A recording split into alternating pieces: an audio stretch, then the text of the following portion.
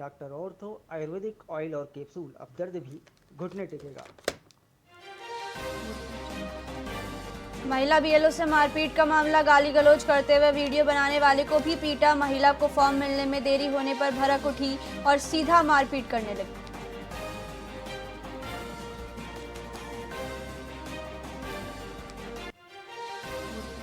PM Modi का DGP IG conference में संबोधन, महिला सुरक्षा के लिए देश भर में बने एक प्लेटफॉर्म। डीजीपी आईजी कॉन्फ्रेंस में जियो पॉलिटिकल चैलेंज, पुलिसिंग में एआई पर चर्चा। 30 स्टूडेंट से मिले मोदी।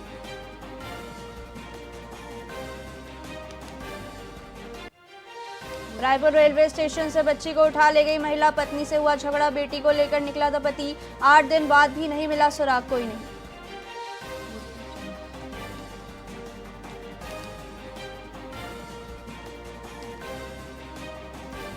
मतदाता सत्यापन में गड़बड़ियों को लेकर कांग्रेसी कलेक्टर से मिले, फॉर्म की कमी देर से छपाई और बीएलओ बीएलए विवाद पर जताई आपत्ति, कहा आंदोलन होगा।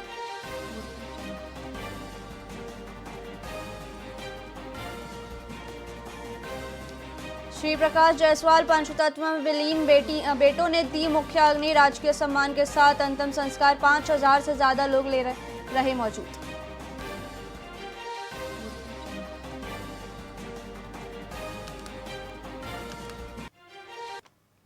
नमस्कार, आप देख रहे हैं वीआईपी न्यूज। मैं हूं प्राची। आइए रुक करते हैं खबरों की ओर। मनेंद्रगढ़ के पीडब्ल्यूडी चौक पर ट्रैफिक नियमों की घोर अनदेखी के कारण हर दिन बड़े हादसे का खतरा बना रहता है। इस चौक पर बड़े वाहनों की लंबी कतार लगी रहती है, जिससे आवागमन बाधित होता है। स्थानीय पीडब्ल्यूडी विभाग ने यहां रिफ्लेक्टर या कोई बोर्ड नहीं लगाया है, जिससे रात में आने वाले वाहन चालकों को भारी समस्या होती है और बड़े वाहन आसानी से शहर में प्रवेश कर जाते हैं।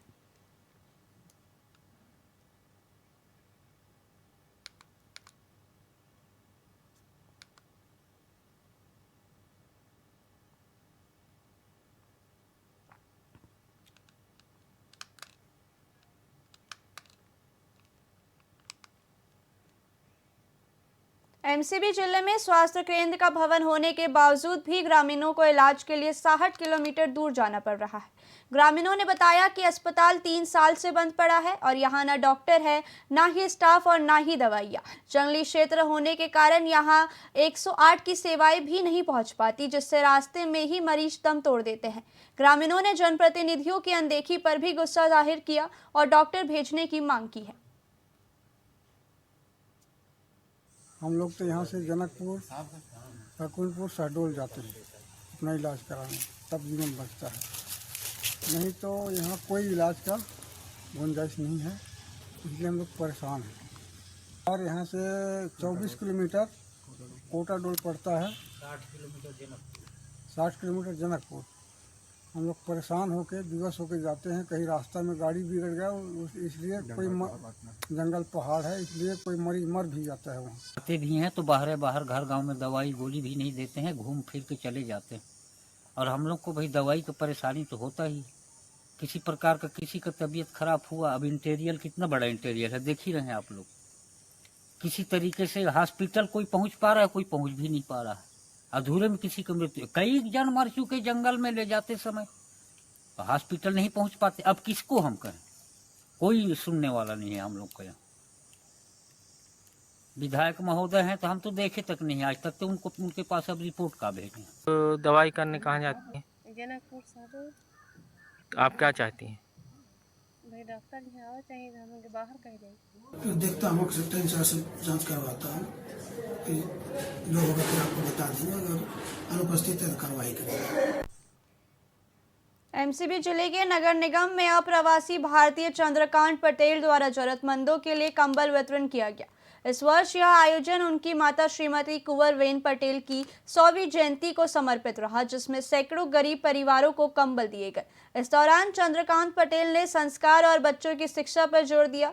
उन्होंने कहा कि आज सरकार की योजनाओं से देश विकास के पथ पर है।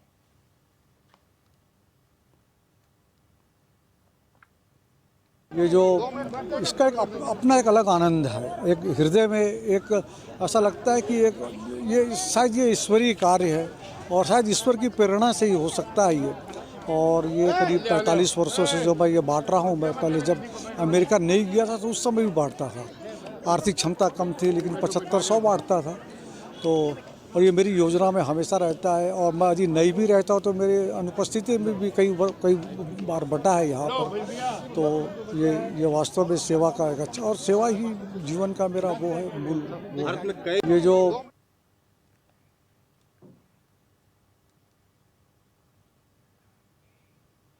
राजनांदगांव के वर्धमान नगर में लाखों रुपए खर्च करके बने अटल परिसर की हालत बद से बदतर हो गई है। उद्घाटन के कुछ ही महीनों बाद यह परिसर अंधेरे और गंदगी में डूबा हुआ है और वहां लगी लाइटें तक चोरी हो चुकी है। सुरक्षा और रखरखाव की कमी के चलते परिसर अपने उद्देश्य को पूरा नहीं कर पा रहा है। स्थानीय लोग पूछ रहे हैं कि फोटो खिंचवाने के बाद इसकी जिम्मेदारी कौन लेगा। परिसर अब लापरवाही का प्रतीक बन गया है।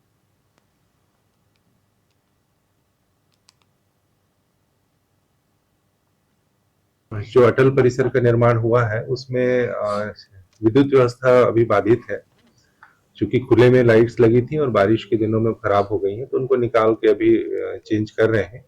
और साफ सफाई भी अभी उसकी कम हो पा रही थी, जिसको अभी हम लोगों ने नियमित रूप से वहां पे ड्यूटी लगाई है कि उसकी साफ सफाई भी पर्याप्त हो सके, और जिस उद्देश्य को लेके अटल परिसर का निर्माण किया गया था कि लोग वहां आए और एक स्वस्थ माहौल में वहां पे बैठ के समय बिता सके। जो अटल परिसर का निर्माण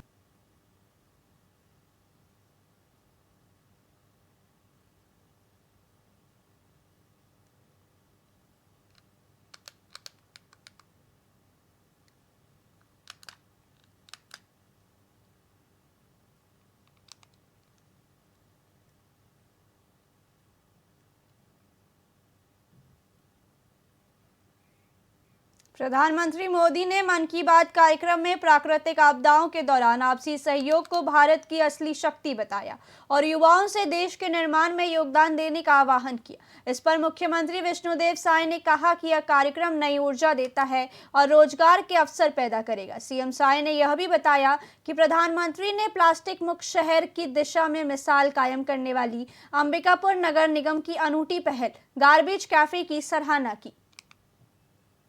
आज हमारे देश के यशस्वी प्रधानमंत्री श्री नरेंद्र मोदी जी की मन की बात का 128वें एपिसोड का आयोजन था, और हम लोगों का सौभाग्य है छत्तीसगढ़ का कि ऐसे अवसर पर स्वयं प्रधानमंत्री जी हमारे प्रदेश में उपस्थित हैं।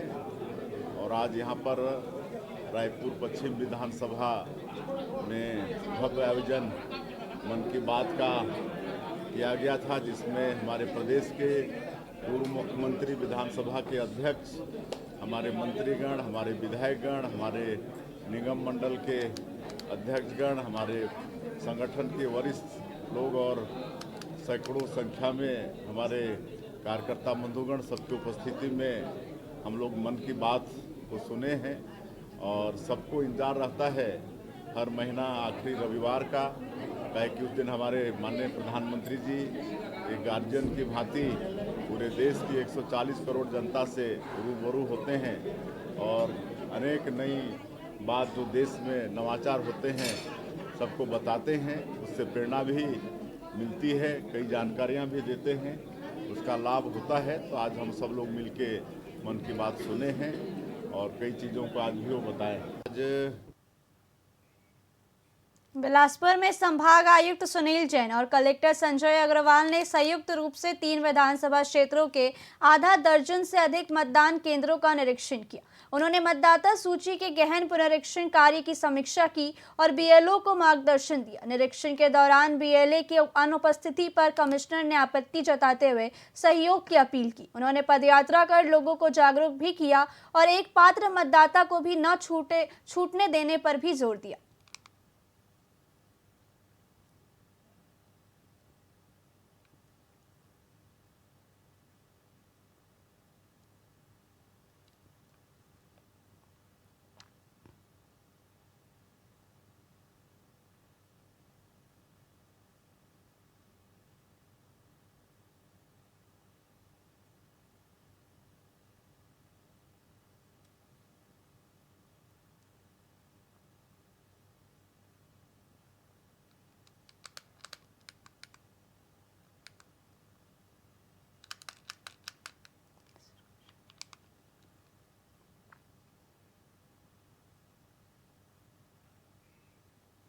सरगुजा अधिवक्ता संघ ने एक आदेश जारी किया है। एक मारपीट मामले में प्रधान आरक्षक संतोष कश्यप की ओर से पैरवी करने पर संघ ने वकील अरुण वर्मा को सदस्यता समाप्ति का नोटिस दिया है। संघ ने आंतरिक नियमों का हवाला देते हुए आरक्षक का पक्ष न लेने का प्रस्ताव पारित किया था। यह फैसला सुप्रीम कोर्ट के उस आदेश के विरुद्ध है जो किसी भी वकील को पैरवी करने से रोकने पर रोक लगाता है।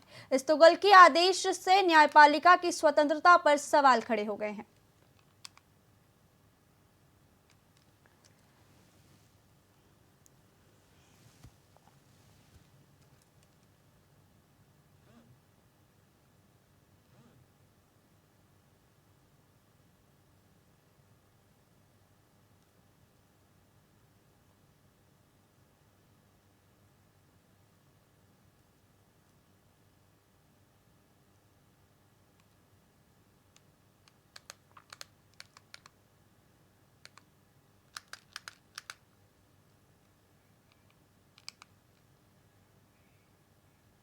बैकुंठपुर में सड़क पर वाहन रोककर जन्मदिन मनाने और पटाखे फोड़ने का वायरल वीडियो 2 युवकों को महंगा पड़ गया है।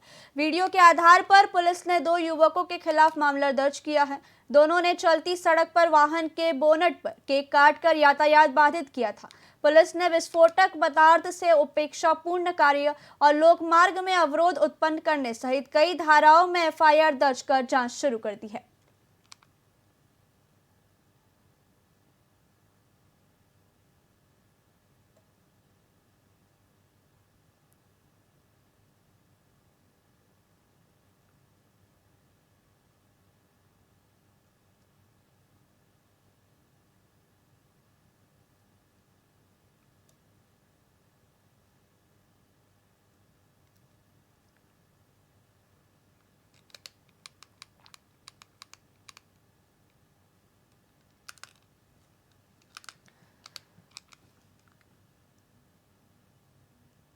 बैकुंठपुर में सड़क पर वाहन रोककर जन्मदिन मनाने और पटाखे फोड़ने का वायरल वीडियो 2 युवकों को महंगा पड़ गया। वीडियो के आधार पर पुलिस ने 2 युवकों के खिलाफ मामला दर्ज किया है। दोनों ने चलती सड़क पर वाहन के बोनट पर केक काटकर यातायात बाधित किया था।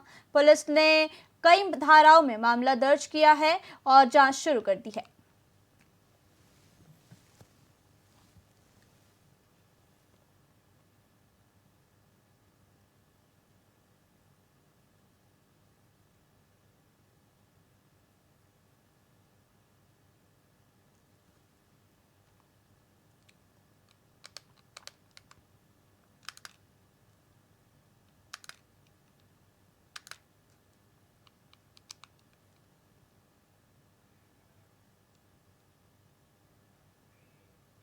सरगुजा अधिवक्ता संघ ने एक आदेश जारी किया है। एक मारपीट मामले में प्रधान आरक्षक संतोष कश्यप की ओर से पैरवी करने पर संघ ने वकील अरुण वर्मा को सदस्यता समाप्ति का नोटिस दिया है।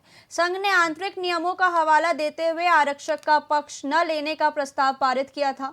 यह फैसला सुप्रीम कोर्ट के उस आदेश के विरुद्ध है जो किसी भी वकील को पैरवी करने से रोकने पर रोक लगाता है। इस तुगलकी आदेश से न्यायपालिका की स्वतंत्रता पर सवाल खड़े हो गए हैं। फिर से बार काउंसिलिंग के द्वारा इनको नोटिस दिया जा रहा है, ये पूर्णतः गलत ही है और न्यायालय को इसमें संज्ञान लेनी चाहिए। क्या लगता है कि आखिर इन पर दबाव क्यों बनाया जा रहा है कि आपका केस न लड़े? हाँ, मेरा केस न लड़े और किसी वर्ग विशेष का दबाव होगा, इसी कारण से शायद इन पे दबाव डाला जा रहा है। ये तो अब न्यायालय निर्णय लेगी। अब बार काउंसिलिंग द्वारा ही एक पक्ष को पूर्णतः आरोपी सिद्ध कर दिया गया है।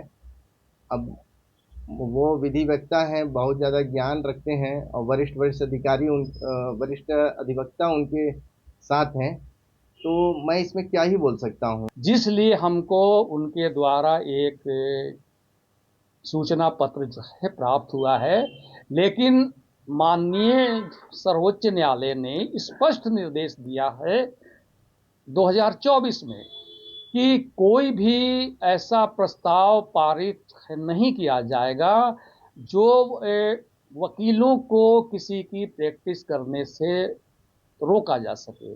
इसलिए हमारा कहना है कि उनका जो प्रस्ताव है वह विधि सम्मत गैर कानूनी है और जो नोटिस दिया गया है वो भी गैर कानूनी है। फिर से बार